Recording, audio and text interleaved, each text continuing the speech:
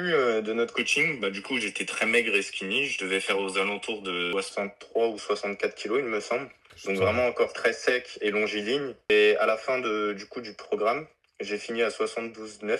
Donc une grosse évolution. Un physique que je n'ai jamais eu. Et qui m'a redonné une confiance, que ça soit à la salle pour voilà, pousser, refaire de l'entraînement, tout ça. Ou même à l'extérieur de chez soi. Niveau performance, tout ce qui était muscle up, c'était très dur au début. Au final, à la fin, j'ai réussi quand même à faire 3 reps à 10 kilos en plus, donc lesté. Et au dips, pareil, je faisais qu'au poids de corps, après j'ai fait du lesté. Pareil, j'ai fini à 60 kilos. Donc que des performances au-dessus de ce que j'ai commencé. Je recherchais comme objectif d'avoir un suivi, parce que je suis quelqu'un qui travaille un peu aléatoirement. Je prenais des machines un jour, puis d'autres un autre jour. Au début, j'étais pas très fort sur les mouvements Ouais. classiques, genre muscle up au poids de corps, dips. Et au final, quand je me suis lesté et que tu t'as su bien m'entraîner et que je suivais bien le programme, les poids, ils ont carrément explosé. Mm. Traction, au tout début, j'étais au poids de corps, sur des séries classiques. Et quand j'ai commencé à me lester, au final, j'étais à 60 kilos pour une rep. Et t'as commencé à combien au début? Je crois que c'était 15 ou 20, pas plus. Ok. Pour une rep, Ok. toujours. En combien de temps t'as réussi à progresser comme ça? S'il te En plaît. 5 mois. 5 En mois? 5 mois, ouais. Ouais. Mm. Justement, tu as bien réussi à trouver ce qui me correspondait. Après, moi, j'ai suivi vraiment à la lettre chaque kilo, Ouais. chaque exercice. J'ai rien des...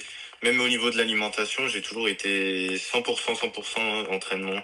Et puis au final, les 3 premiers mois, ça a explosé. Ouais. Et puis au final, ça a suivi jusqu'au 5e mois. Ouais. Très Mm. sérieux, et en fait, ça paye toujours. Les personnes qui Ouais. font le taf sérieusement, qui aussi. Faut avoir une confiance aussi au coach. Parce que si Ouais. t'as pas confiance en ce que je te dis, tu vas pas le faire. Et ça Ouais. va être compliqué d'évoluer parce que il faut qu'il y ait une relation de confiance qui s'installe, quoi. C'est comme au début, quand j'avais les craintes sur le squat. Mhm. J'étais très craintif parce que c'était un mouvement que je connaissais absolument pas. Mhm. T'as su bien me guider, m'orienter, et au final, à la fin, j'étais à 80 kilos, alors que vraiment au début, rien du tout. Ouais. Communication très claire et commune. Du coup, moi, j'ai su avoir confiance en toi quand tu parlais avec moi, en tout cas.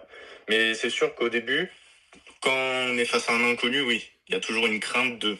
Mais au final, ça s'est très bien passé. Quand j'avais des questions sur le programme ou les poids qu'il fallait mettre ou sur un mouvement, t'as toujours été là, on va dire à l'heure près, à la minute près pour me répondre et bien m'orienter, savoir me guider pour vraiment gagner de la confiance et avec cette confiance créer du muscle. Ouais.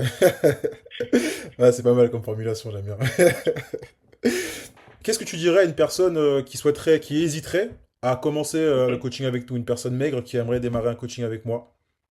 En fait, il faudrait juste avoir confiance en toi parce que moi, t'as su me guider alors que, voilà, on va dire que j'étais très maigre, très skinny.